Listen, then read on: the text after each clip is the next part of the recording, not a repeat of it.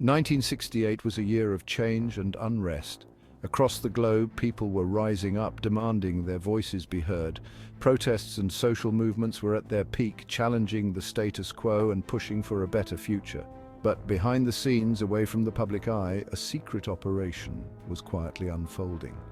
This covert mission was shrouded in mystery, known only to a select few. It was called Operation Plumbat. This clandestine operation was meticulously planned and executed with precision. The primary objective of this operation was to acquire uranium. Uranium, a heavy metal, is not just any ordinary element. Uranium is a powerful element. Its unique properties make it incredibly valuable, especially in the realm of nuclear science. It is used to make nuclear weapons. The destructive power of these weapons is immense, capable of altering the course of history. Operation Plumbat was particularly significant for one country. That country was Israel. At the time, Israel was navigating a complex geopolitical landscape. Israel wanted to be strong. The nation was determined to ensure its security and sovereignty. It felt threatened by its neighbors. The Middle East was a region of high tension, with conflicts and hostilities simmering just below the surface. Uranium would help Israel protect itself. By securing this critical resource, Israel aimed to bolster its defense capabilities and maintain a strategic advantage in a volatile region. The year 1968 was a tense time. The world was on edge, and every headline seemed to bring more anxiety. The Cold War was at its peak. The superpowers were locked in a fierce competition, each trying to outdo the other in military might and technological advancements. The Soviet Union and the United States were rivals. Their leaders met in tense summits, each side wary of the other's intentions. They both had nuclear weapons. The threat of mutual destruction loomed large, casting a shadow over global politics. This created fear around the world. People practiced civil defense drills, built bomb shelters, and protested against the arms race. Israel was a new country in a tough neighborhood. Established in 1948, it was still finding its footing amidst regional tensions. Many of its neighbors were hostile. Israel felt vulnerable. Surrounded by adversaries, it faced constant threats to its security. It believed it needed a way to deter its enemies. Israeli leaders held strategy meetings, seeking ways to ensure their nation's survival. Nuclear weapons seemed like the answer.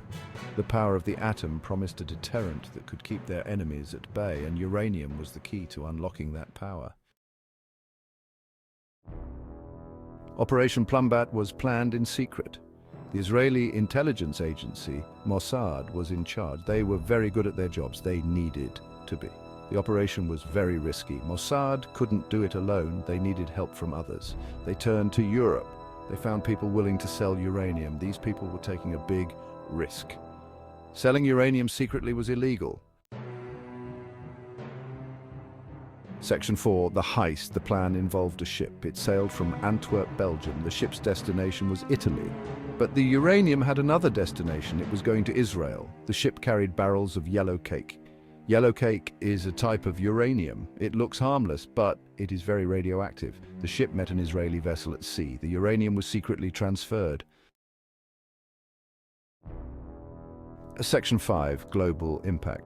The world was shocked when they found out Israel had been secretly building a nuclear program. This changed everything. The Middle East became even more volatile.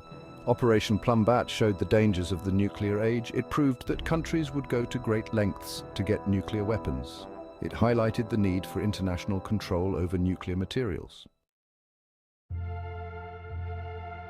Section 6, a lasting legacy. The story of Operation Plumbat is one that continues to resonate through the corridors of history. Operation Plumbat is still relevant today. This covert operation, which involved the secret acquisition of uranium, has left an indelible mark on global politics and security. It reminds us of the dangers of nuclear proliferation. The fear and anxiety of the nuclear age are encapsulated in the images of mushroom clouds and the fervent protests against the spread of nuclear weapons. It shows how one event can change the course of history. The ripple effects of Operation Plumbat can be seen in the shifting alliances and the heightened tensions of the Cold War era. The operation also raises ethical questions. The clandestine nature of the operation and the moral implications of nuclear armament continue to spark debate among historians and ethicists. Was it right for Israel to acquire nuclear weapons secretly? This question challenges our understanding of national security and international law.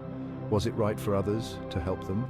The involvement of other nations in facilitating this operation adds another layer of complexity to the ethical considerations. These are questions we are still grappling with today as we navigate the modern landscape of nuclear diplomacy.